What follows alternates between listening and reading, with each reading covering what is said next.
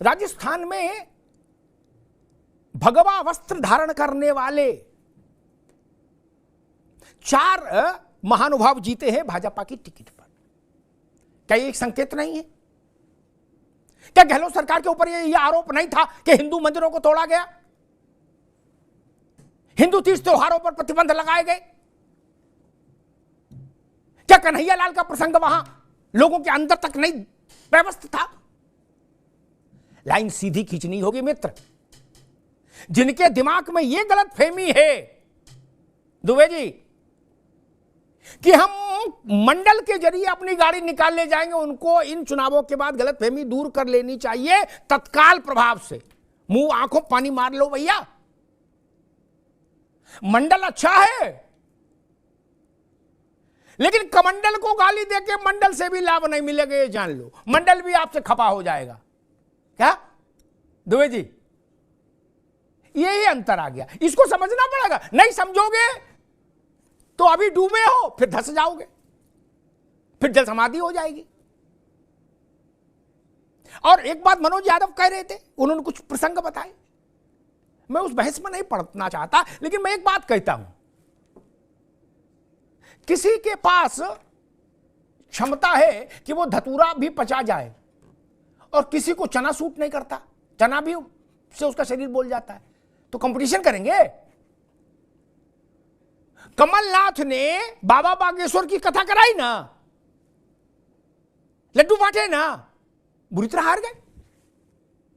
जनता किसको मान रही है ये तो तय करना होगा ना। अब कल को अशोक गहलोत कपड़े भगवा पहन ले तो क्या बाबा बालकनाथ हो जाएंगे? नहीं ना, बाबा बालकनाथ तो नहीं हो जाएंगे ना। ये संचार की क्रांति ने, बड़ी महत्वपूर्ण बात करूं, संचार की क्रांति ने हिपोक्रेसी के लिए अवकाश नहीं रखा है भारत की राजनीति में। ये एक बड़ा सत्य है, जान लीजिए। ये 3 चुनाव, 3 राज्यों के परिणाम भी यही बताते हैं। अब 1 मिनट में सारी बात सामने आती है। तेलंगाना में त्रिपाठी जी आपका प्रदेश अध्यक्ष, वो नौजवान एबीपी से गया, इमर्ज हुआ था, वो उसने गाय की पूजा करके अपना वोट डालने का काम शुरू किया ना। उसको इतनी समझ है, बड़ों को नहीं है। क्या अब बताइए, बच्चे सिखाएंगे बड़ों को? बड़े बूढ़े जाने किस झोंक में है। समाजवादी पार्टी,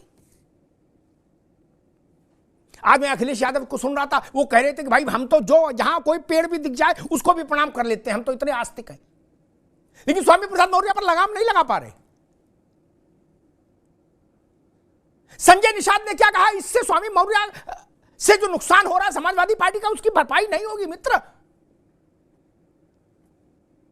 और एक बात जान लीजिए त्रिपाठी जी, बड़ी गंभीर बात है। देश जानता है, प्रदेश जानता है कि संजय निषाद हो या कोई हो, वो भारतीय जनता पार्टी के नीति नियामक तो है नहीं। क्या ऐसे हजारों लाखों लोग हैं उसके कारवां में। लेकिन स्वामी प्रसाद मौर्य तो बगल में बैठने वाले हैं, वो तो खुद आला कमान की कोठरी में शामिल है, इसलिए उनकी बात का नुकसान ज्यादा है। और जनता किसको किस रूप में ले रही, इसी से ना फैसला होगा। ये 3 राज्यों के परिणाम, इनको जिस रूप में स्वीकार करना चाहिए था, उसकी वजह मुझे लगता है कांग्रेस ने वो हड़बड़ाहट में साउथ वर्सेस नॉर्थ करने की कोशिश की। वो रास्ता और भी कांग्रेस को नुकसान देगा। उत्तर भारत को ये विभाजन मंजूर नहीं होगा। और अब तो साउथ में ऐसा नहीं कि आप एक छत्र राज्य कर रहे हैं, ऐसा नहीं। कांग्रेस कहां है साउथ में अकेले? कहीं नहीं। कर्नाटक में भाजपा और कांग्रेस की लड़ाई है। जेडीएस सरेंडर कर गई, बीजेपी के पीछे खड़ी है। तमिलनाडु में स्टालिन है, ना कि भाजपा कांग्रेस है। तेलंगाना में अभी तक केसीआर थे कल तक। तो ऐसा नहीं कि दक्षिण कोई आपका अजेय किला है, नहीं। जैसे भाजपा का गुजरात है या उत्तर प्रदेश है या मध्य प्रदेश है, ऐसा तो आपका दक्षिण में कोई किला है नहीं। और त्रिपाठी जी 2011 में, अगर मैं सही याद कर पा रहा हूं, शायद 2011 में आखिरी बार आपकी सरकार लौट के आई थी राज्य में, असम में। उसके बाद से किसी सरकार का रिवाइवल नहीं हुआ, रिन्यूअल नहीं हुआ। कोई तो कारण होगा मित्र। नहीं, मैं इस बहस में भी नहीं पड़ता कि भाई ठीक है, चुनाव है, जीत हार होती, ठीक है, लेकिन इतनी विचित्र हार नहीं होती, और वो भी ठीक चुनाव से पहले, लोकसभा का चुनाव सिर पर। जो सुझाव शिवसेना ने दिया, उद्धव वाली शिवसेना ने, शिंदे वाली नहीं, कि जाके रामलला के दर्शन करें, वो सुझाव आपको हास्यास्पद लग सकता है, लेकिन उसके मर्म को समझना जरूरी है। आप अयोध्या से दूरी रखेंगे जानबूझकर, दुबे जी, आपके कदम अयोध्या में जाने से हिचकेंगे तो हिंदुस्तान में बड़ी मुश्किल हो जाएगी आपके लिए चुनावी राजनीति। वो दौर बीत गए जब आप मुख्यमंत्री और मंत्री और प्रधानमंत्री रह लेते थे बिना अयोध्या गए।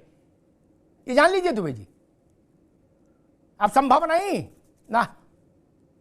इस देश में कई ऐसे राजनीतिक परिवार हैं, कांग्रेस में और उत्तर प्रदेश में भी, जो सब जगह गए, देवा शरीफ गए, अजमेर शरीफ गए, कलियर पीर गए, लेकिन अयोध्या नहीं गए। क्यों? अब कहते हैं हम सर्वधर्म समभाव वाले हैं, जो अयोध्या जा रहे हैं वो कम्युनल है। अच्छा, आप सर्वधर्म समभाव हो, तो फिर तो यही होना जो हो रहा है। फिर भारत के स्व के साथ खिलवाड़ संभव नहीं है, पार्टी कोई हो। सनातन के सम्मान के साथ अब खिलवाड़ संभव नहीं। वो जमाना बीत गया, वो दिन हवा हुए जब पसीना गुलाब था। ये जान लीजिए, संभव नहीं, वो परिस्थितियां बदल गई। अब नए फॉर्मेट में मुगलिया मानसिकता नहीं चल सकती ना। अयोध्या, मथुरा, काशी, ये भारत के स्व के पुनर्जागरण के स्वर हैं, उद्घोष हैं। और जो लोग, सही बात है, प्रशांत पटेल कह रहे थे कि जो लोग ऐसा मानते हैं कि नहीं अयोध्या, आप 500 साल से ज्यादा क्या युद्ध चला, संघर्ष चला, तब भारत ने वो ये दिन देखा कि रामलला का भव्य मंदिर वहां बना है। आप उसको छोटी घटना मान रहे हैं क्या? कांग्रेस को इसका उल्लेख करने में क्या समस्या है? अयोध्या में सिर झुकाने से कांग्रेस को क्या समस्या है? लेकिन जब आपके शीर्ष नेतृत्व को समस्या होती है तो कमलनाथ का हनुमान प्रेमी होना भी लाभ नहीं देता, क्योंकि जनता इस शक करती है, संदेह करती है कि आप मन से नहीं हैं, चुनाव के लिए ऐसा कर रहे हैं।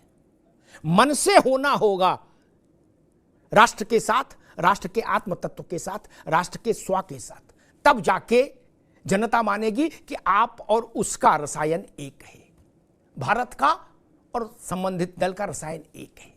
अब उसके बिना नान्याः पंथाः अयनाय,